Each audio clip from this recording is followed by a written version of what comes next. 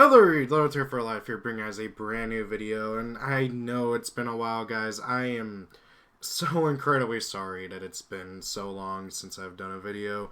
I've had a lot of things go on in the past few weeks, and it's just made things really hard, on top of just having to get used to this new schedule where I am just so completely devoid of energy by the time I get home.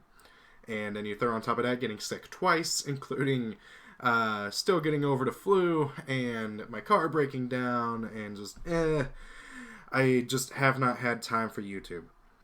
And that being said, I am going to try and get back in the swing of things. I can't guarantee it. I will just try and get a video out whenever I'm able to. And I hope you guys are fine with that until I get more free time once this semester is done and over with. I'm actually planning on just like bulk recording during spring break coming up in March, and that'll be fun, but I digress. So I had to make this video though. I had to. I can't wait. You guys know how much I love the Sacred Beast. GX was my favorite series growing up as a kid. Nowadays, I'd still say it's like nostalgic-wise my favorite, but like really my favorite is probably like 5Ds or the original. It's really hard to tell. I mean, it's hard to pick. I love them all other than freaking Zexal, but the Sacred Beasts are by far my favorite of the like god card kind of thing, other than maybe the Nordic gods. But then again, I like the Nordic deck as a whole, but I digress. And we are finally getting, I believe this is the majority of the cards in the structure deck for the Sacred Beasts. This is not all of them, as far as I know of. There's Dimension Fusion Destruction, which I think I covered in another video a while back, that basically just cheeses up the fusion monster. And I believe we're still missing one or two possible cards. That's what I've been hearing on the internet, and as you guys know, the internet never lies, so I don't know. But with that being said, we'll just have to wait and see. And I'm pretty happy with these cards. I know people aren't. I know people really aren't. People were expecting like, oh, a card that says you can send one card for the effect of to summon out Haman or whatever. And while that would be great, I don't know. I feel like that'd be a bit too cheesy just to summon a free 4K beater with protection effects, especially if the field spell out where it becomes untargetable and unkillable, basically. I don't know. Maybe that's just me, but anyway, so we got a bunch of new cards, including new cards that are named after their attacks from the anime. First and foremost, we got a retrain Raviel. Raviel, Lord of Phantasms, Heaven Crushing Fist, or Raphael, Lord of Phantasms, Shimmering Scraper, as he was known in the dub, or at least the attack, because this is one of those oh so wonderful attack name cards, but however it's a monster, kind of like Ancient Gear, Ultimate Pound, and whatever. To that extent, it's a cool card just for that right there, but however, you're never going to summon this thing. So his same stats as Raviel, 4K, Dark Fiend, level 10, yada yada. Cannot be normal summon or set, must be special summoned from your hand by tributing 3 monsters. That right there is pretty nice, that's any 3 monsters, so if like you need a 4K beater to close out a game real quick, you can summon him easy. But you're never going to do that, because this thing's a hand trap. So, as a quick effect, by the way, you can only use both of its effects once per turn. As a quick effect, you can discard this card, then target one Raviel, Lord of Phantasms you control. For the rest of this turn, its attack is doubled. Also, it can attack all monsters your opponent controls once each. If this card is in your graveyard, you contribute a monster, add this card to your hand. So it's a recurable hand trap that makes the original Raviel an 8K beater that can attack all of your opponent's monsters. This essentially makes Raviel another win condition on his own with this guy, which is really, really cool. The only thing is that he's not searchable. This thing is not treated as Raviel in any sense of the word. You do only need one, so even if he was if this thing was just like, if it had the text saying on it, this is always treated as Raviel, Lord of Phantasms, it would not be a big deal, because then you could just play 1 and then 2 copies of the original, and you can do something as simple as foolish barreling, sending this to the graveyard of Foolish, and then using his effect to tribute a dude and add him back to your hand to then close out the game. And honestly, considering right now he's not searchable, that's probably going to be how you're going to have to get him to your hand, which sucks. I'm not a big fan of that. I wish this was searchable in some way, shape, or form. But, however, it is not, because he is not treated as the original Raviel. And this is not chaotic, where if it has a name, it's still treated as a monster's name. No, it has a completely different name as far as the game is concerned. So, that is wonderful. Then we got Dark Beckoning Beast. Now, unless I'm mistaken, this is a completely brand new card, like with a lot of the others. Love the design of this thing. It's really cool looking. It's a level 2. I really wish it was level 1, but oh well. Dark Fiend, effect monster, 0 attack, 0 defense. You can only use its first effect once per turn. When it's normal summon, you can add Uriah, Haman, or Raphael from your deck to your hand, or a card that specifically lists them in the name. So actually, yeah, this guy is searchable off of this guy, but you're probably going to be searching off other stuff. During your main phase, you can normal summon 1 Fiend monster, 0 attack and defense in addition to your normal summoner set. You can only gain this effect once per turn. So right off the bat, this thing searches out your Haman, your Uriah, your Raviel, but it can also get you Dimension Fusion Destruction. It can also get you Lost Paradise or Paradise Lost. It can get you your Raviel Handtrap, which is really, really cool.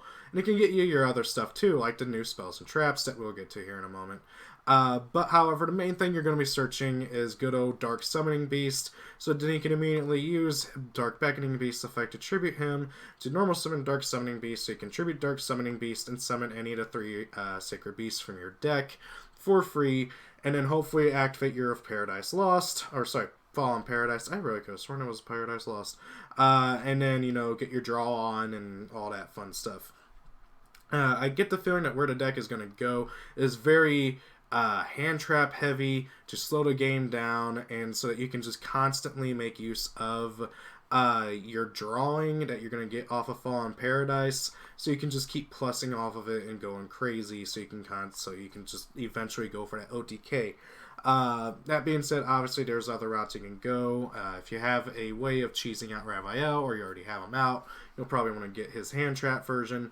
Or, hey, if you already have the dudes in your graveyard, you might want to go and, get Dimension Fusion Destruction, so you can just go for game with good old Armatile. So there are a lot of other things that you can go with, and this card's just overall really good for the deck, and I am super, super excited. I'm actually probably going to check DevPro or YgoPro right after this to see if they're on there, because I really want to start deck testing with all this. It's just got me so excited to play this deck again. I don't know if you guys, I don't remember a lot of people checking out my Sacred Beast deck profile from like forever ago. Did I ever play that? I had a pretty good deck going with it a while back when Dark Summoning Beast first came out. But that was also back when Grepher and Armageddon Knight were at 3. I think they both got hit to 1 because of Orcust, and that really, really hurt the deck. Moving forward, because that was the cheesiest way of getting out the guys. But yeah, overall, real good card here. Next up, we got Lightning Strike of Paradise Lost, or Cerulean Skyfire, as it was known in the dub. Continuous spell card. To special summon Haman, Lord of Striking Thunder, using its own procedure, you can send face-down spell cards you control to the graveyard instead of face-up continuous spells, or any combination of both. Once per turn, when an opponent's activated spell or trap effect, spell trap or card effect, resolves while you control an attack position Haman, you can negate that effect and change one Haman you control to defense position. If Uriah, Haman, or Raviel you control leaves the field, you take no damage for the rest of this turn. So, something that's really cool about this card, along with the trap card that we'll talk about here in a minute, is that these basically give us the Sacred Beast their anime effects that were cut out from the game. Because Haman basically had a negation effect. You could send face-down spells, you could send face-down traps to the graveyard to be able to summon them, and it's just really nice that we are finally being able to play them with these. I just don't know how many you're going to want to play of either of these, because really, in all honesty, this is irrelevant. You're not summoning Haman through his own effect. You're summoning him off a Dark Summoning Beast. End of story. There might be, like, once in a blue moon where you need to actually summon him off his own effect, but it's not often. Same thing with Hyper Blaze over here. This is a continuous trap card. Same thing with Araya. Summon Araya using its own procedure. You can send face down traps you control to the graveyard instead, or a combination of anything. When an attack is declared involving Araya, you can send one trap from your hand or deck to the graveyard. Its attack becomes 1,000 times the number of traps on the field and in the graveyard for the rest of this turn. This is really, really, really, really good for what Araya wants to do. Just being able to just go for a bunch of damage. Also, it's really nice because Araya, again, in the anime, counted all traps, not just continuous traps, which is really cool that they are, again, adding in these effects that should have been on the cards in the first place. Then, finally, once per turn, you can discard a card, take one Araya, Haman, or Raviel from your graveyard, and either add it to your hand or spell summoning it, ignoring its summoning distance. You still have to properly summon them the first time, which is a bit annoying, but however, being able to just bring them back is really good, especially since, again, this was Araya's effect in the anime. In the anime, if Araya was killed by battle or card effect, you can discard a card and summon him back from the graveyard. So the fact that they are also just allowing that to work with Haman and Raphael as well is really, really good. And then we got reprints of all the cards for the archetype. This will probably be when we finally get Trilojig, which is kind of cool. Phantasmal Martyrs apparently is getting an errata in this, which is interesting. I really hope that they make it playable because I love its artwork, but it's just such a garbage card.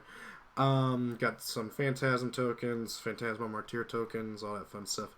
And that's everything for now.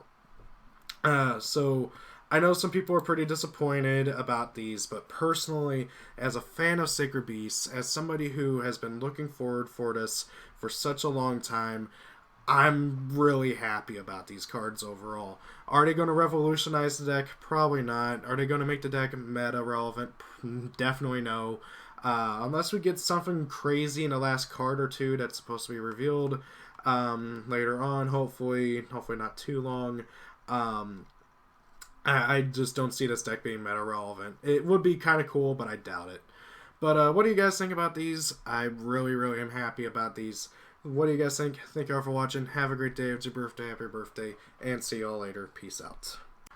Thank you all for watching the video. Have a great day. It's your birthday. Happy birthday. Rate, comment, and subscribe. And see y'all later.